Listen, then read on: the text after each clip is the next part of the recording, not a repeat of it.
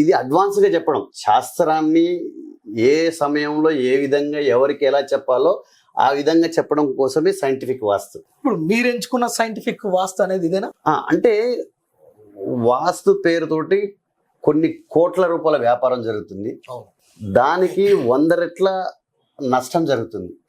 100 రెట్ల నష్టం జరుగుతుంది. ఓకే. వ్యాపారం వాస్తు సిద్ధాంతులు నాలంటూ ఎవరో తీసుకుంటారు, ఏదో చెప్తారు, కానీ దాన్ని నమ్మి ఆర్థిక భారం ఎంతమంది మీద పడుతుంది? పేద మధ్యతరగతి వాళ్ళ మీదనే ఎక్కువ పడుతుంది. ఆ బ్యాలెన్స్ షీట్ ఎవరు అనుభవించాలి?